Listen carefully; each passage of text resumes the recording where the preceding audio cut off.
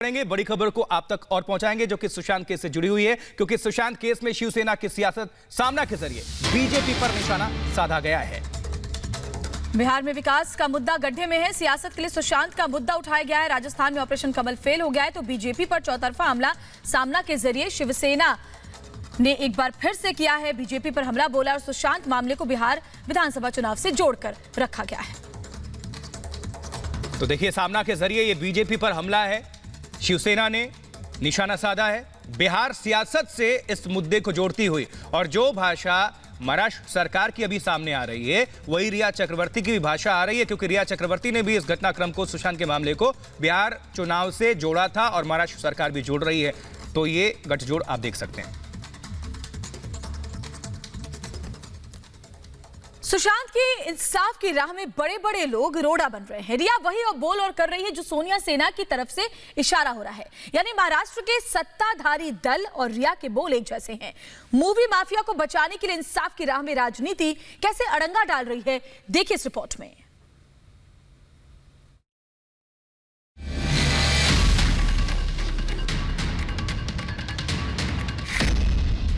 सोनिया सेना का रोड़ा, इंसाफ की लड़ाई में राजनीतिक अड़ंगा। उद्धव की प्रवक्ता क्यों बनी रिया? सुशांत के इंसाफ की लड़ाई जैसे जैसे आगे बढ़ी, सोनिया सेना और रिया पूरी तरह से एक्सपोज होते गए।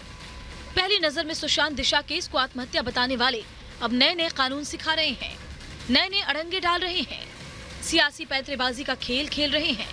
सबसे बड़ी बात, अब उद्धव सरकार और रिया की बोली एक ही है।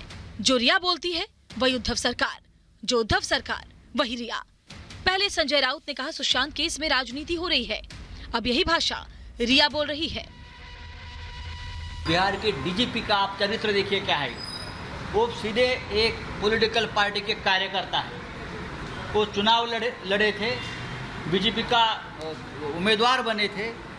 ऐसे व्यक्ति से, ऐसे पुलिस दल से आप क्या अपेक्षा कर सकते हो? और आज भी मैं देख रहा था, रिटायरमेंट के बाद वो बीजेपी के जेडीयू की टिकट पर चुनाव लड़ना चाहते हैं। बेचैनी चरम पे है, ये किसी को छोड़ नहीं रहे हैं। केंद्र सरकार पे आरोप लगा रहे हैं, गृह मंत्री पे आरोप लगा रहे हैं, अब देखिए कल परसों में प्रधानमंत्री पे आरोप लगाएंगे। मुख्यमंत्री को तो पहले ही लपेट लिया था, तो डीजीयू जी की क्या औकात?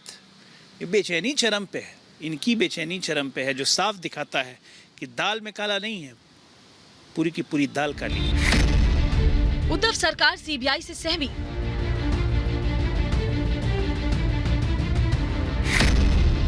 सीबीआई पर रिया का यू टर्न।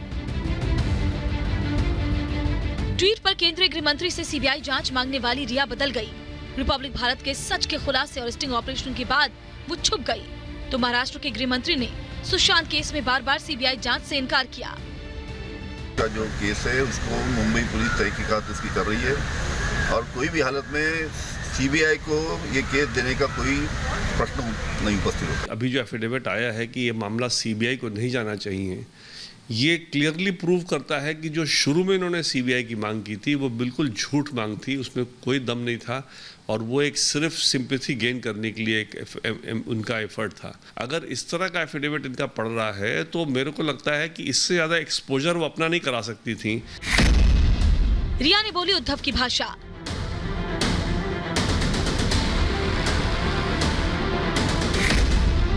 सवाल से रिया क्यों परेशान?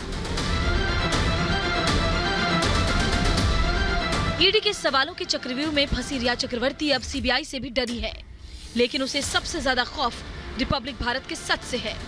रिपब्लिक भारत पर रिया का सच पूरा देश देख रहा है, समझ रहा है। ऐसे में रिया को सच की आवाज चुभ रही है, इसीलिए सोनिया ब्रिगेड अब इंसाफ की मुहिम को लटकाना चाहती है। लेकिन ये उनकी गलतफहमी है, क्योंकि रिपब्लिक भारत सुशांत के इंसाफ तक सच की आवाज को पुरजोर तरीके से उठाता रहेगा। जो लोग मुझे महाराष्ट्र सरकार से सवाल पूछने पर केस करने की धमकी दे रहे थे, मैं 1000 बार कहूंगा, दिशा की हत्या हुई और सुशांत की हत्या हुई।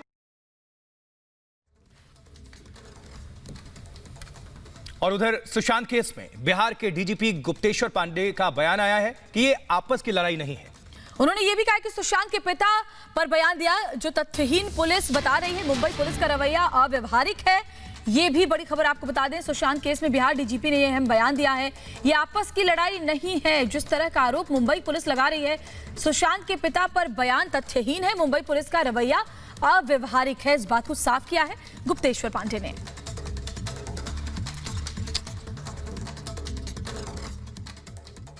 निवेदन तो मैंने अप्रत्यक्ष रूप से कर ही दिया है। हम लोग बहुत छोटे आदमी हैं, छोटे आदमी को लक्ष्य करके और टारगेट बना करके कोई बयान देने से अच्छा मैसेज नहीं जाता है। मेरा उनका क्या झगड़ा है, मैंने उनका क्या किया, उनसे मेरे तो मैं जान पहचान भी नहीं है। मेरे हृदय में तो उनके लिए सम्मान का ही भाव है। टारगेट करके किसी अधिकारी को बयान देना, उनको जिसने सलाह ये दिया हो वो गलत सलाह दिया। तो आपको सुशांत के पिता को दो नहीं, उन्होंने तो हमने सुना है कि माननीय बिहार के माननीय मुख्यमंत्री जी के लिए भी अमर्यादित भाषा का प्रयोग किया, तो ये नहीं होना चाहिए। मैं समझता हूँ कि सुशांत के पिता के बारे में भी ऐसी तथ्यहीन बातें करी, मेरे बारे में भी तथ्यहीन बातें करी जो सच नहीं। कोई उनको बताया होगा, वो तथ्य से वाकिफ नहीं है। जो कोई बोला वो कोई बोल दे, तो इतने बड़े जिम्मेदार आदमी हैं, जो कोई बोला वो नहीं बोलना चाहिए, तथ्य को सत्यापित कर लेना चाहिए। मेरा उनको विनम्र प्रणाम। और सुशांत केस में हमारी मुहिम लगातार जारी है। हम हर रोज सवाल उठाते हैं, वो सवाल जो सिर्फ हमारे नहीं बल्कि देश की जनता के भी हैं। मेरे सहयोगी आशुतोष चतुर्वेदी आपको बता रहे हैं आज हम कौन से 5 बड़े सवाल उठा रहे हैं।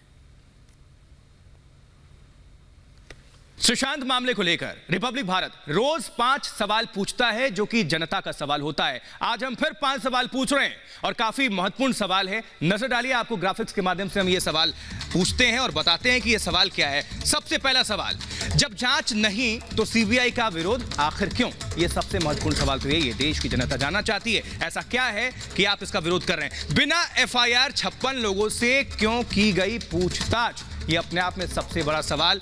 और ये देखिए, सवालों की फहरिस्त को अगर हम आगे बढ़ाएं तो तीसरा और सबसे महत्वपूर्ण सवाल ये है कि सुशांत केस में एक भी गिरफ्तारी अब तक क्यों नहीं? दुनिया जिसे हत्या मान रही है, आप आत्महत्या मानकर चल रहे हैं, एक गिरफ्तारी नहीं। ये सवाल है अपने आप में जो कि आपकी नीयत पर सवाल उठाता है। मर्डर को बिना जांच के सुसाइड क्यों कहा गया? सुशांत सिंह राजपूत का परिवार और पूरे देश की जनता तमाम तथ्यों को देख चुकी है। वो कहती है कि हत्या है, आत्महत्या नहीं, लेकिन आप पहले ही सुसाइड इसे करार देने पर तुले हुए हैं। आखिर क्यों तथ्यों को मुंबई पुलिस ने सुरक्षित नहीं रखा? चाहे पोस्टमार्टम की बात हो, सीबीआई को नहीं सौंपा गया, चाहे सुसाइड की जुड़ी हुई तमाम जो फैक्ट्स हैं वो भी सामने नहीं आए, ना वीडियोग्राफी आई, ना जो पोस्टमार्टम की रिपोर्ट है, और ना ही उसकी अगर तस्वीरों की बात करें वो भी सामने नहीं आई, जबकि परिवार ने इस पर सवाल उठाया। तो आपने तथ्यों को सामने क्यों नहीं रखा? सबसे बड़ा सवाल यही है, क्यों तथ्यों को मुंबई पुलिस ने सुरक्षित नहीं रखा? तो नीयत पर सवाल तो उठेगा ही।